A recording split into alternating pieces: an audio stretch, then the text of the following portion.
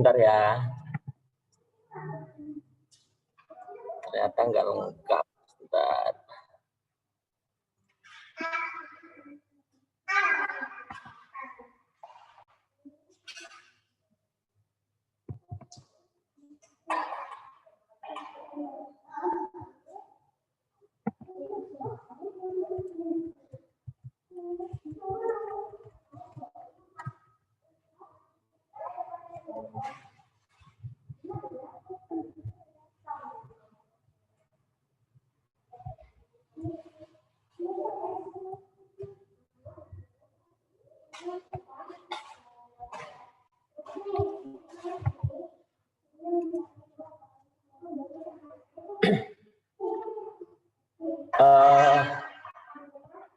di materi yang tadi saya bagikan ke Mas Wahyu itu ada sebenarnya contoh terkait evaluasi sistem nilai, tetapi tidak lengkap ya, tidak lengkap. Ini kemarin saya sudah sempat bikinkan.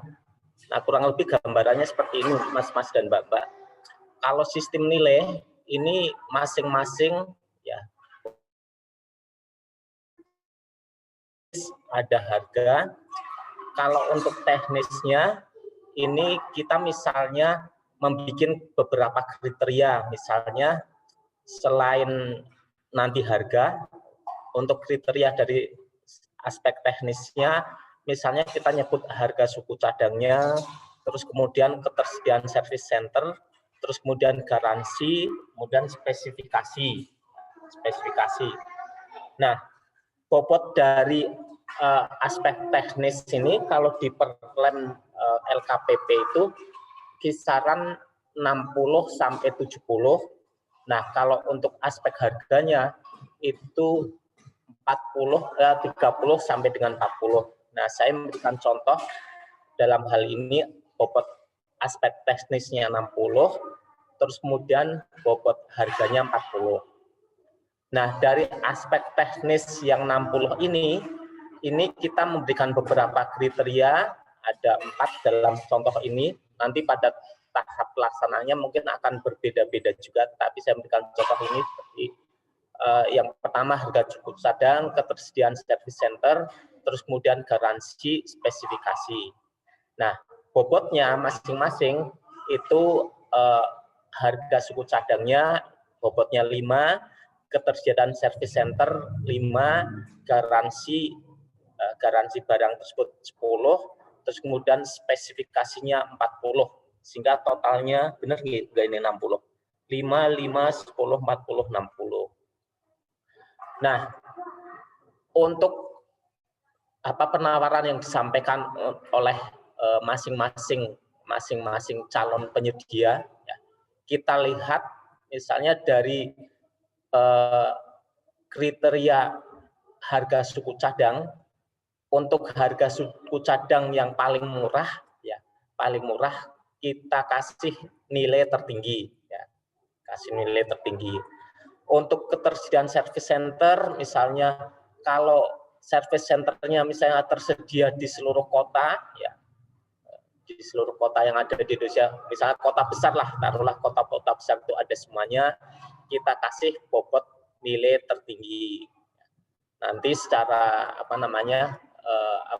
hitungannya masing-masing kota, ya jumlah kota tentunya akan disesuaikan ya bobotnya seperti apa. Misalnya hanya tersedia di 5 kota besar misalnya, maka bobotnya berapa, nilainya berapa. Kalau garansi misalnya, garansinya yang paling lama misalnya ini memberikan garansi 10 tahun misalnya, maka kita berikan bobot maksimal.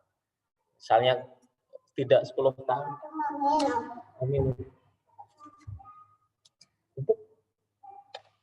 Sebentar ya. Iya, Pak.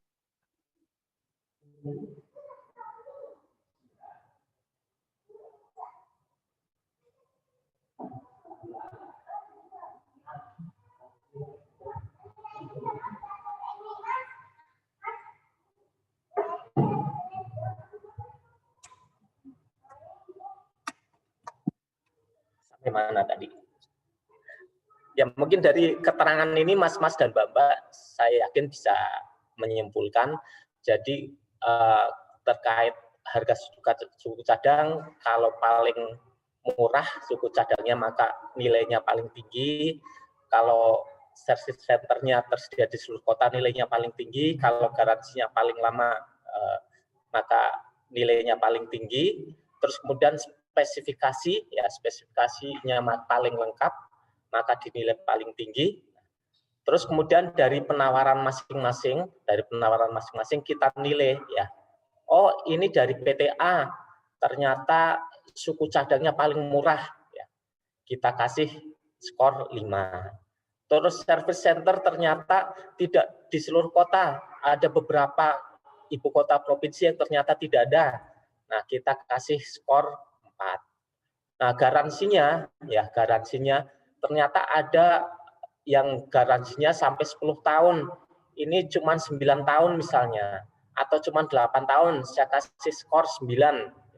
Terus kemudian spesifikasi, speknya ternyata lengkap, ya.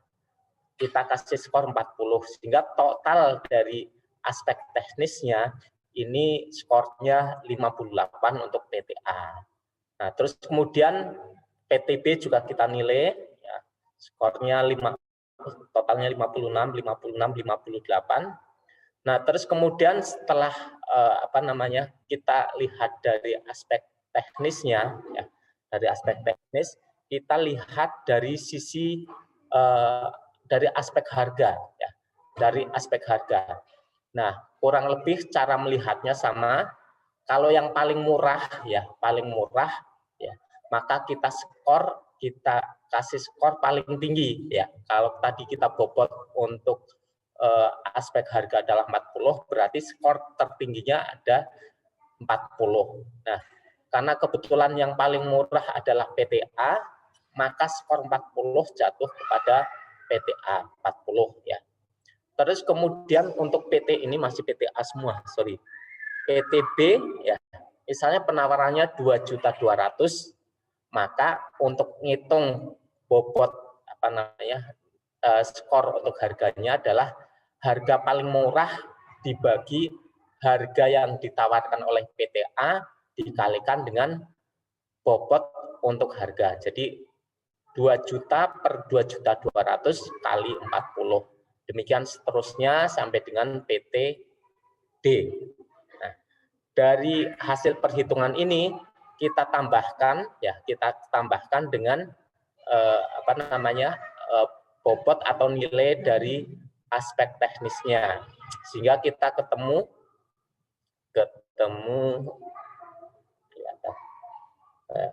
jumlahnya 98, 92, 94, 95. Nah, ini diperingatkan, ada peringkat 1, terus kemudian cadangan 1, cadangan 2, ya. Peringkat 1, peringkat 2, peringkat 3, cadangan 1, peringkat 2-nya cadangan 1, peringkat 3-nya cadangan 2. Nah, ini dari evaluasi penawaran dengan sistem nilai. Nah, berikutnya dari biaya selama umur ekonomis, ya, biaya selama umur ekonomis.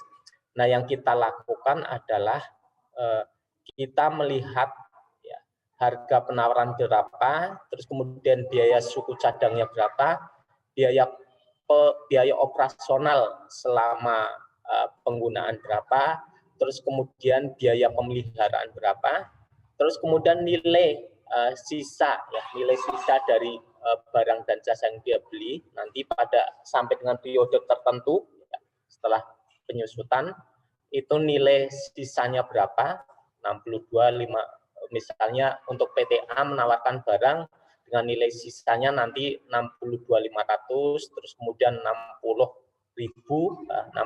juta, maaf, terus kemudian PTC 65, PTD 67 juta.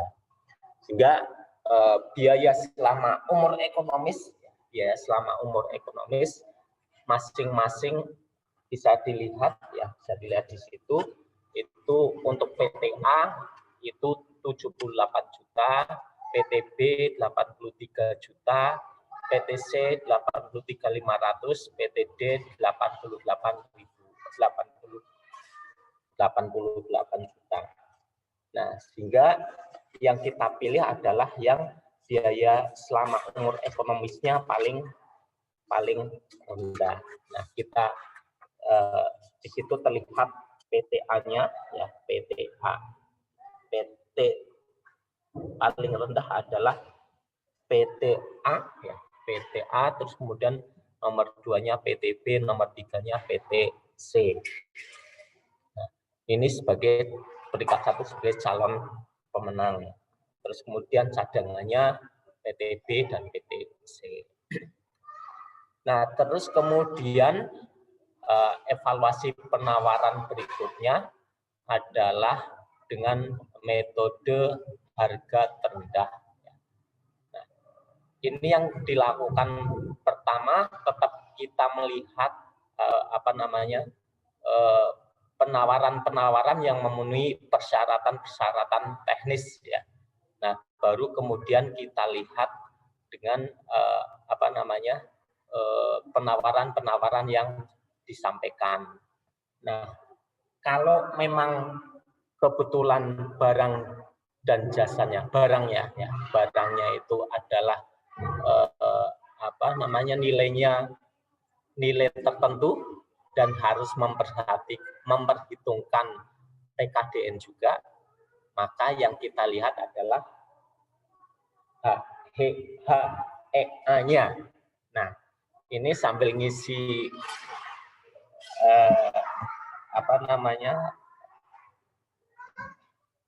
portal ya. Ada yang ingat apa yang dimaksud HEA itu dan apa yang kaitannya dengan saya tadi nyebut-nyebut TKDN? Apa yang dimaksud itu? Silahkan ditulis dulu sambil rehat.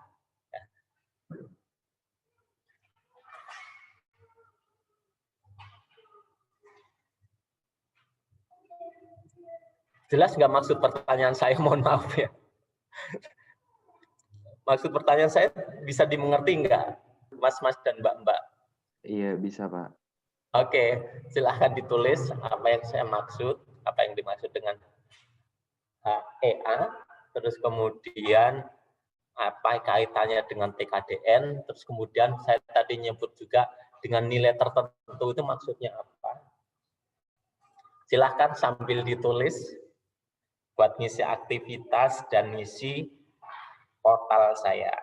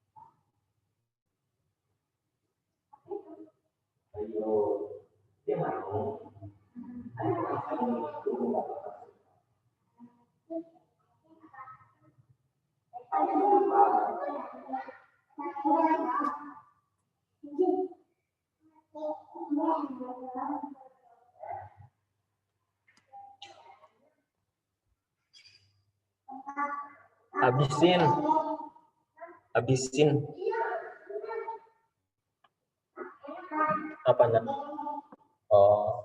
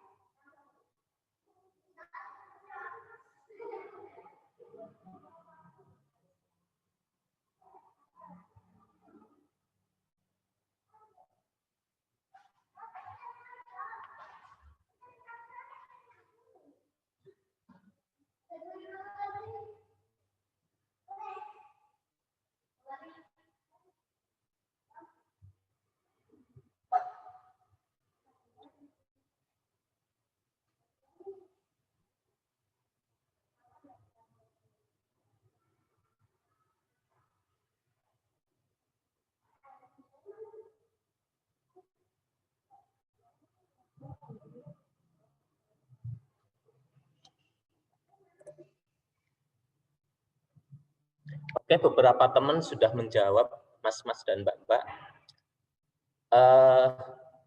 Terkait nilainya, ya terkait nilainya, kalau penawaran dengan nilai misalnya 900 juta, 900 juta, kita ngitung ini enggak, ngitung TKDN enggak, atau diperlakukan preferensi harga enggak, Mas-mas dan Mbak-mbak? Tidak, Pak. Tidak ya. Jadi dari nilai berapa? Paling sedikit 1 miliar. Oke, paling sedikit 1 miliar.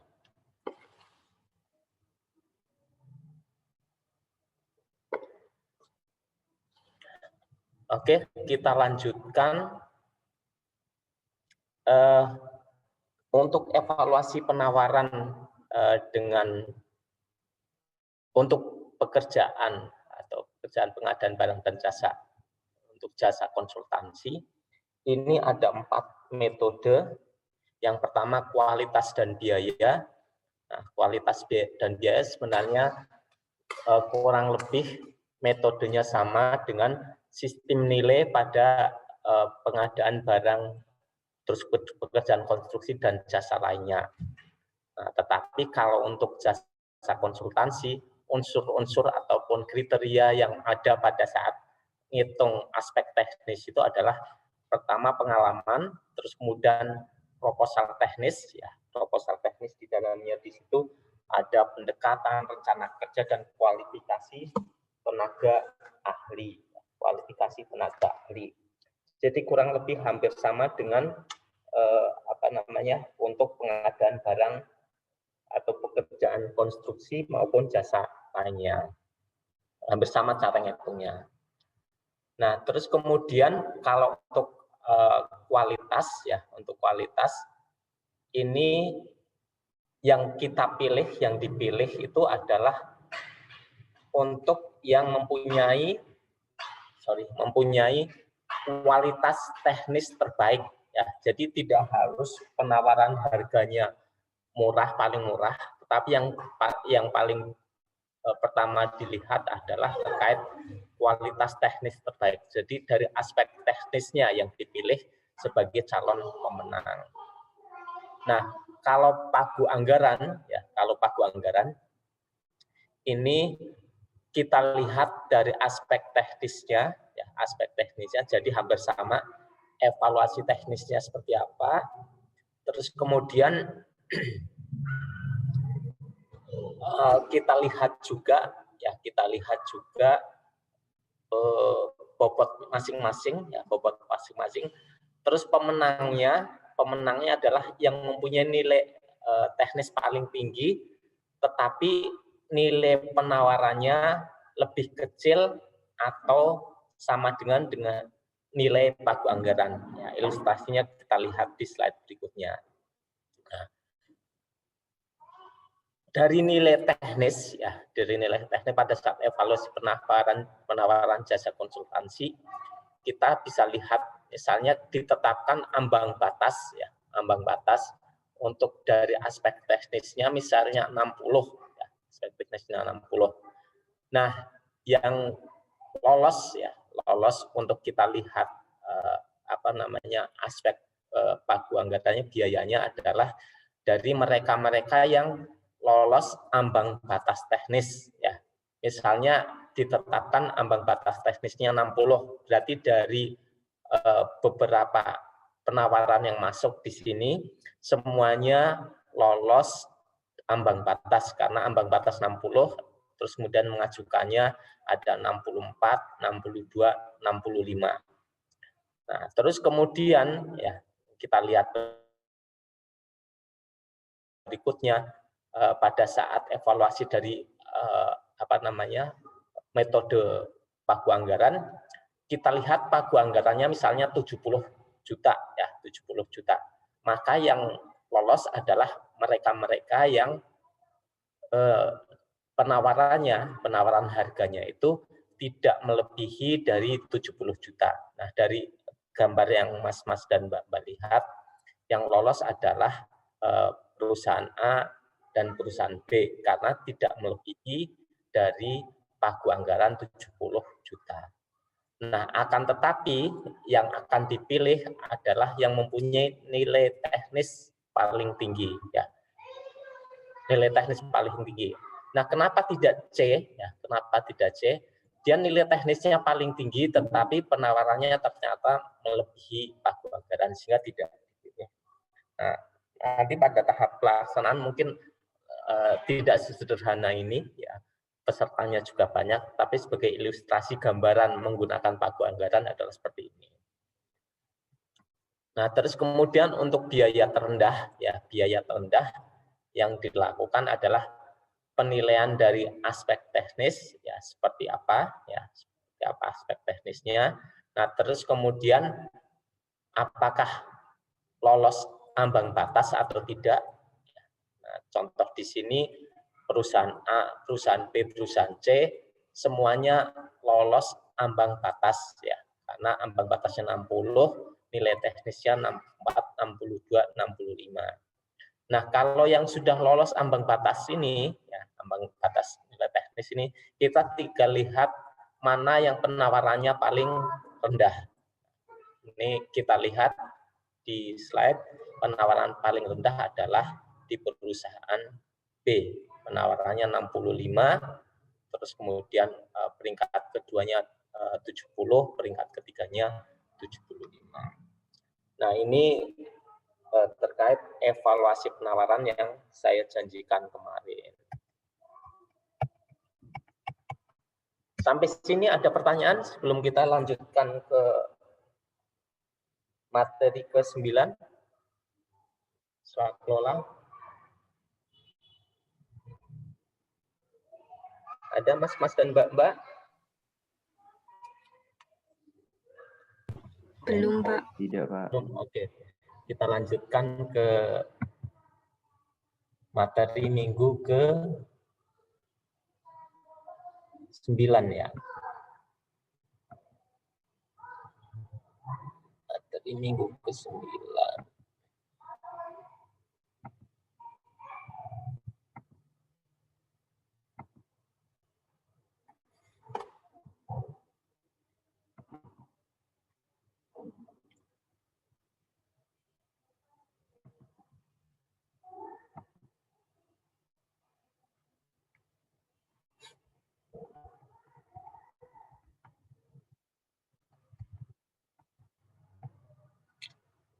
Nah, kalau materi standar diklat, ini adalah materi ke-7.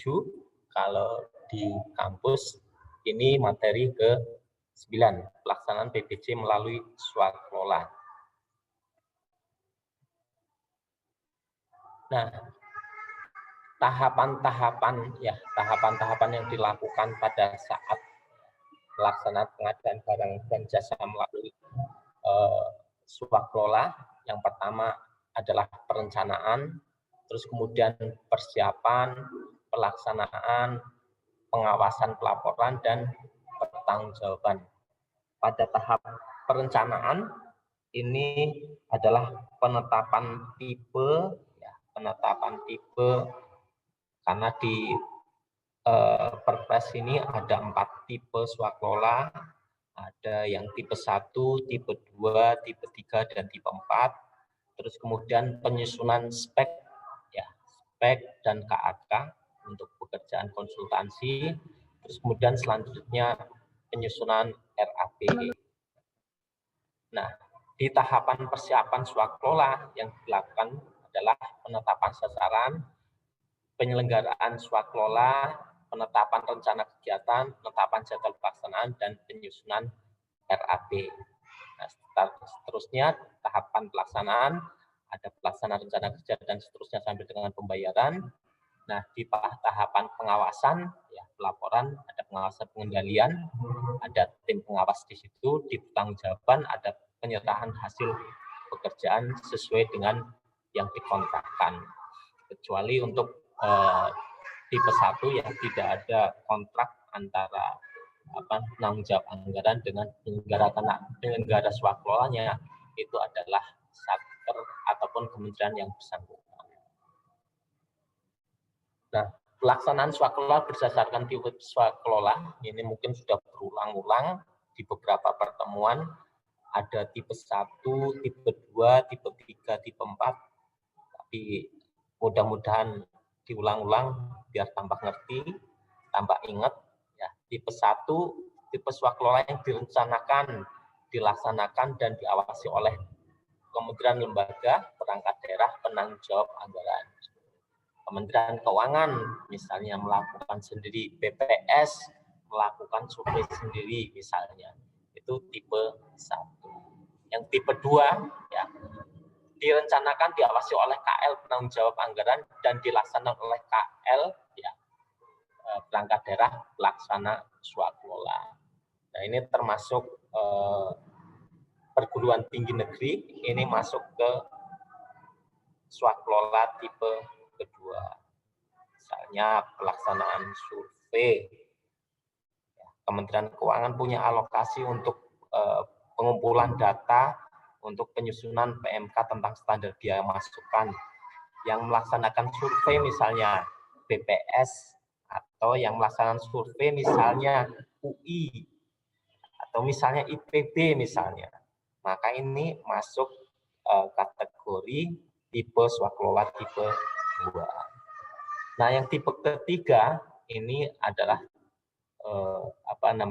swakelola yang dilaksanakan, direncanakan, diawasi oleh KL perangkat daerah, penanggung jawab anggaran, dan dilaksanakan oleh organisasi kemasyarakatan. Nah, beberapa saat yang lalu kita memberikan contoh, misalnya sosialisasi narkoba oleh Granat, terus kemudian sosialisasi kepada guru oleh PGRI, itu juga termasuk tipe ketiga.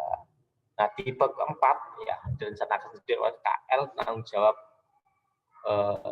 dan atau berdasarkan usulan kelompok masyarakat dan dilaksanakan serta diawasi oleh kelompok masyarakat. Misalnya pembangunan jalan, ya, jalan lingkungan di sebuah RT RW, ya, RW kelurahan yang dilakukan oleh kelompok masyarakat. Ini diatur di pasal 47 ayat 1 sampai dengan 4, ya, Perpres 16 tahun 2018. Nah, penetapan penyelenggara swakelola, ya, pertama tim persiapan, ada tim pelaksanaan, tim pengawas, tim pelaksanaan. Kalau tipe 1, ya, penetapannya oleh PA, KPA, penanggung jawab anggaran. Jadi tiga-tiganya tim, ya, yang menetapkan adalah PA, KPA, penanggung jawab anggaran. Nah, untuk tipe kedua, ya, tipe kedua, tim persiapan, tim pengawas itu ditetapkan oleh PA, KPA, penanggung jawab anggaran. Nah, tim pelaksanaannya, ya, tim pelaksananya ditetapkan oleh pimpinan KL perangkat daerah pelaksana swakelola. Kalau tadi saya memberikan contoh untuk pelaksanaan survei data untuk penyusunan PMKSBM, maka untuk tim persiapan tim pengawas ditetapkan oleh KPA, PA atau KPA di Kementerian Keuangan, sedangkan tim pelaksana untuk pengumpulan datanya dilakukan oleh PA atau pimpinan dari BPS. Ya, kalau kemudian misalnya dilakukan oleh IPB atau UI, maka pimpinan IPB atau pimpinan UI. Nah, untuk tipe ketiga, ya tadi misalnya untuk granat, sosialisasi narkoba oleh granat, maka tim persiapan tim pengawas oleh PA KPA, misalnya PA KPA-nya BNN, terus tim pelaksananya ini oleh penanggung jawab ormas yang bersangkutan, penanggung jawab granat, ya misalnya direkturnya granat atau pimpinannya granat, nama pimpinannya saya nggak hafal kalau granat itu, ketua umum atau panglima saya nggak hafal, tetapi penanggung jawab organisasi masyarakat itulah yang menetapkan tim pelaksana swaklola untuk ormas. Nah, untuk tipe 4 ini tim persiapan tim pengawas tim pelaksana ditetapkan oleh penanggung jawab kelompok masyarakat. Nah, untuk pelaksana swaklola tipe 1 ya, ini penyelenggara swaklola ya ditetapkan oleh PA atau KPA.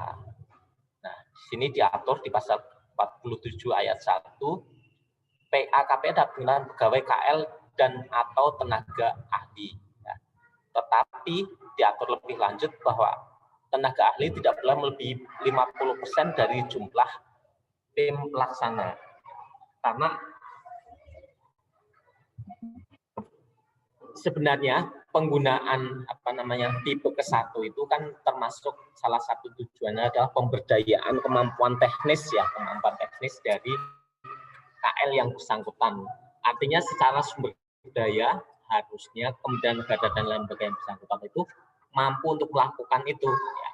Tapi kalau ternyata dalam pelaksanaannya kok lebih banyak orang-orang dari luar Kementerian Negara dan lembaga, artinya sebenarnya kementerian yang bersangkutan itu mungkin sebenarnya belum bisa melakukan pekerjaan itu sendiri. Nah, sehingga diatur di sini salah satunya adalah penggunaan tenaga ahli tidak boleh melebihi 50% dari jumlah tim pelaksana. Nah, terus kemudian dalam hal dibutuhkan alat, bahan material melalui penyedia, pengadaannya dilaksanakan sesuai ketentuan dalam Perpres. Saya pada beberapa kesempatan yang lalu pernah menyampaikan, misalnya Kementerian PUPR bangun jalan, dia punya sumber dayanya, punya traktor, punya tenaga ahli, punya pegawainya juga punya. Nah, tetapi dia tentu saja tidak bisa membuat aspalnya, membuat besinya misalnya untuk keperluan itu. Nah, untuk kebutuhan beli aspal, beli besi, ya, dalam rangka beli semen, dalam rangka pembangunan jalan itu, sekalipun dilaksanakan secara swaklola, ini tunduk patuh pada ketentuan dalam Perpres. Apakah dia penunjukan langsung, apakah dia pengadaan langsung, apakah dia tender, ya. Terus ketentuan-ketentuan lain yang ada dalam Perpres, maka harus tetap dipenuhi dalam rangka penyediaan ya, aspal, besi, semen dalam rangka pengadaan pelaksanaan swaklola yang dilakukan sendiri oleh Kementerian PUPR. Nah, terus kemudian PJPHP dan PPHP melakukan pemeriksaan administratif terhadap hasil pekerjaan swaklola yang akan diserah terimakan. Ya.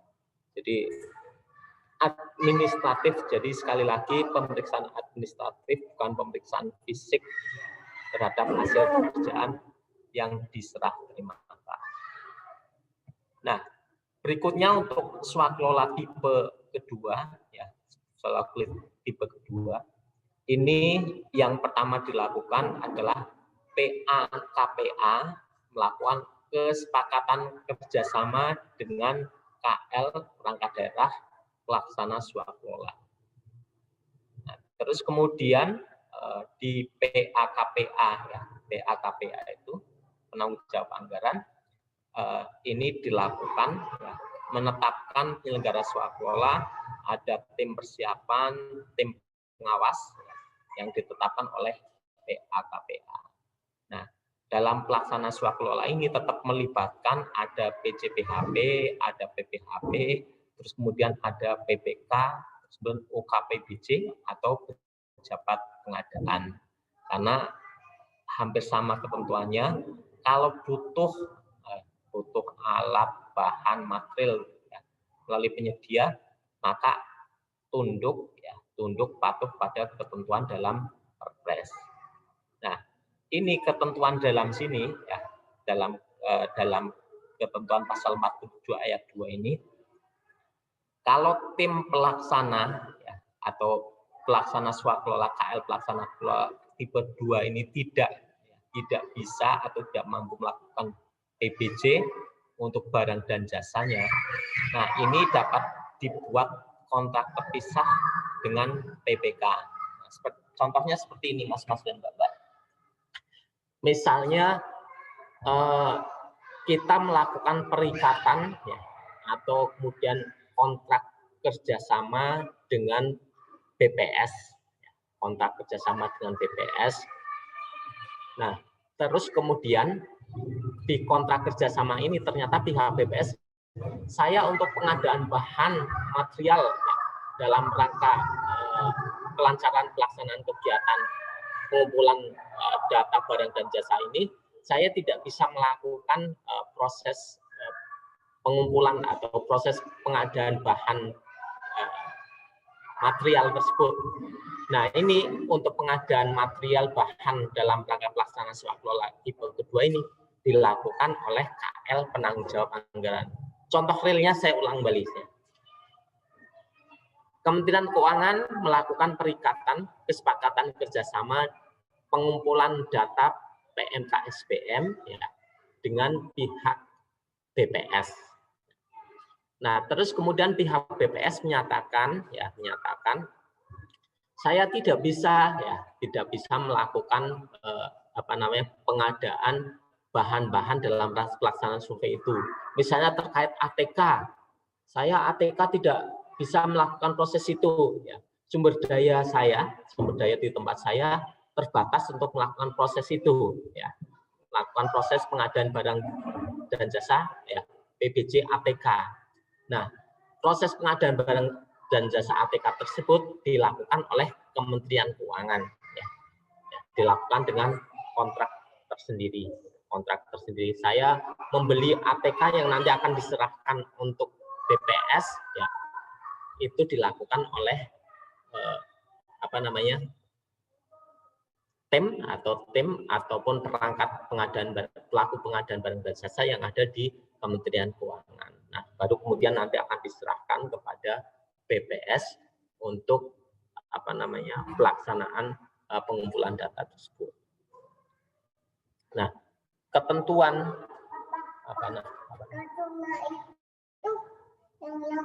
itu dicatoin sama jamaah hidup.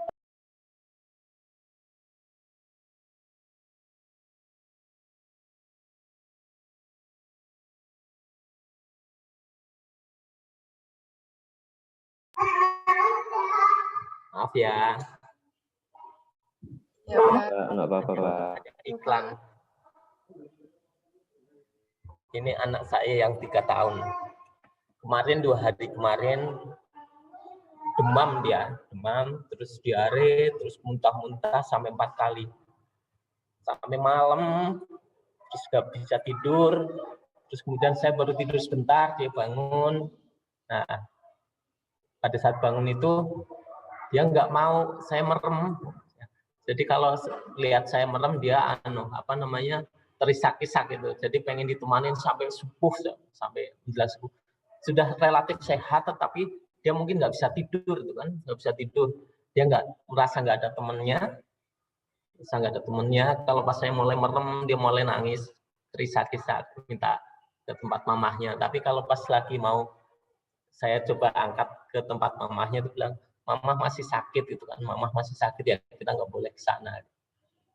Jadi agak lucu juga, masih kecil tapi udah relatif ngerti, dikasih tahu mama sakit, dia nggak boleh deket-deket gitu. Jadi mas-mas dan mbak-mbak yang sehat, tolong jaga kesehatannya. Semoga cepat membaik Pak keadaannya. Amin. Kita sampai mana tadi?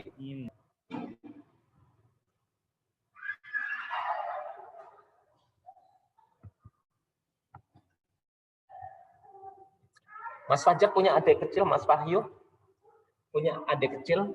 Adik sepupu ada Pak. Adik, oh Mas Wahyu ini ya, putra terakhir ya? Iya.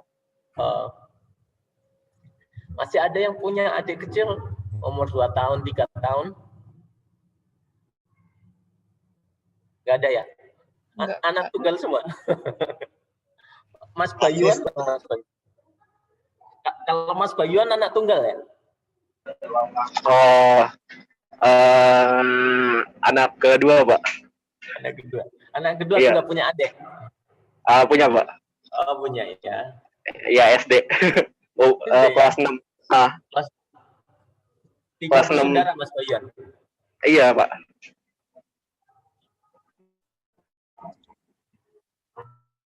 Oke, berikutnya juga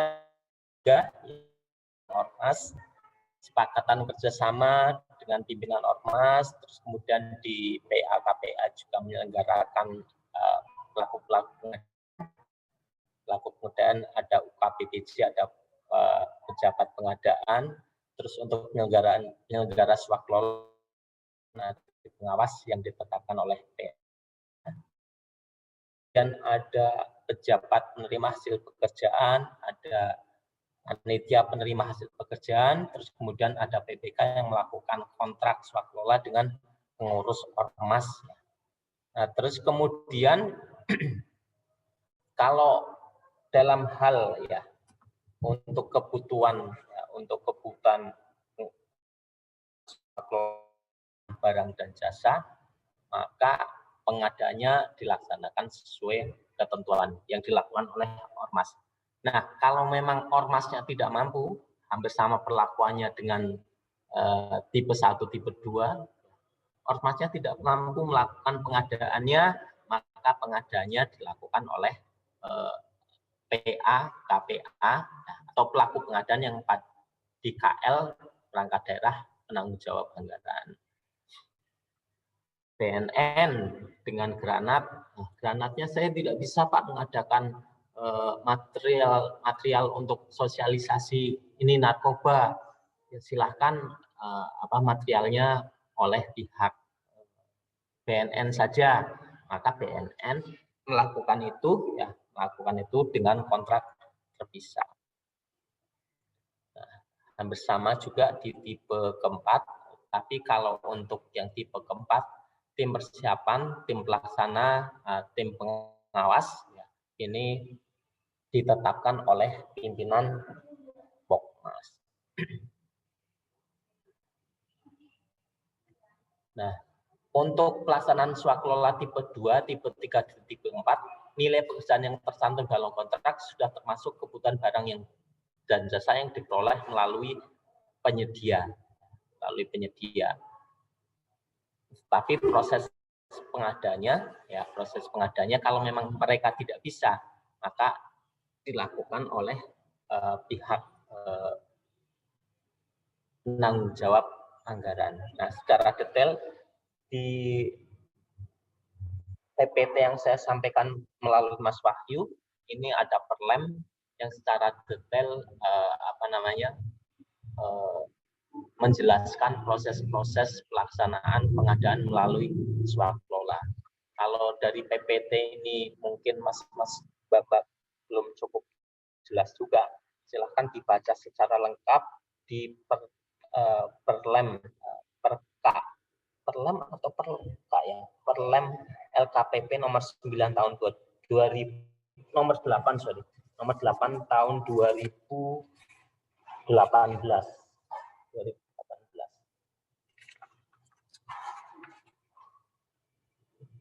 Nah, terus kemudian pembayaran pelaksana swaklola ini terkait pembayaran tenaga kerja, pembayaran tenaga ahli, terus kemudian pengadaan peralatan sebut cadang, pengadaan bahan material. Nah, ini pembayaran swaklola sesuai dengan ketentuan dalam peraturan perundang-undangan, maksudnya mekanisme pembayaran dengan beban APBN ini dilakukan ya dipedomani pada saat pembayaran untuk pelaksanaan swaklola ini. Ini dilihat di pasal 48. Dan ketentuan undang-undang dimaksud ya mekanisme pembayaran atas beban APBN yang dikeluarkan oleh Menteri Keuangan ataupun Dirjen Perbendaharaan. Apa saja kelengkapannya, terus kemudian kapan diajukan. Nah, itu yang harus dipedomani pada saat pembayaran untuk pelaksanaan swaklola tersebut. Nah, terus kemudian pengawasan ini mengecek dan mengukur kemajuan pelaksanaan swaklola. Ada tim di situ, ada tim pengawas yang dibentuk oleh penanggung jawab anggaran, kecuali untuk tipe keempat. Terus kemudian melihat juga status perkembangan swaklola, terus kemudian mengambil tindak lanjut terhadap kejadian, isu-isu dan kesempatan dalam menyelesaikan swaklola. Jadi dari hasil pengawasan, dari hasil monitoring dan evaluasi itu, kalau memang bisa dipercepat prosesnya, ada upaya-upaya, ada strategi-strategi yang bisa dilakukan untuk mempercepat proses penyelesaian swaklola, mungkin bisa juga direkomendasikan untuk dilakukan. Tanggung jawaban.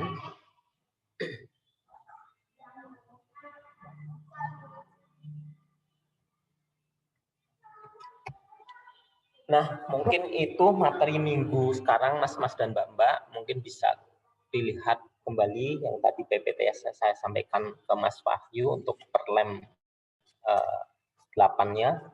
Nah, untuk waktu yang tersisa selanjutnya silahkan saya nanti kirimkan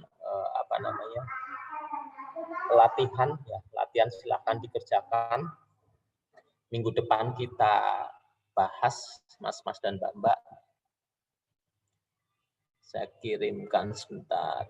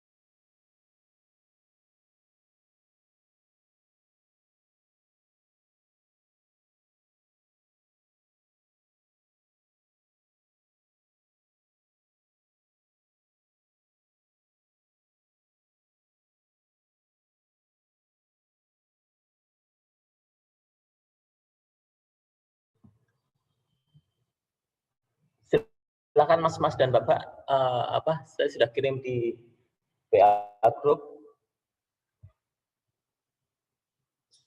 soal latihan untuk materi minggu kemarin dan minggu ini.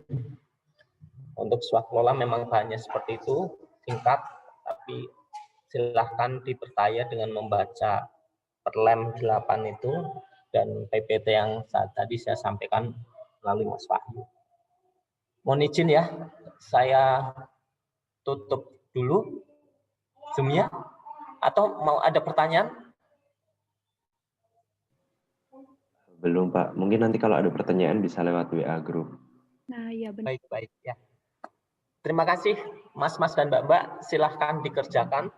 Kalau ada pertanyaan bisa disampaikan melalui WA group. Sampai ketemu minggu depan ya. Boleh izin saya Mas Wahyu, Mas dan Mbak. Iya, boleh Pak. Terima kasih Ya. Pak. Terima kasih banyak Pak. Terima kasih Pak. Semuanya ya. Semoga sehat selalu Pak. Amin. Makasih.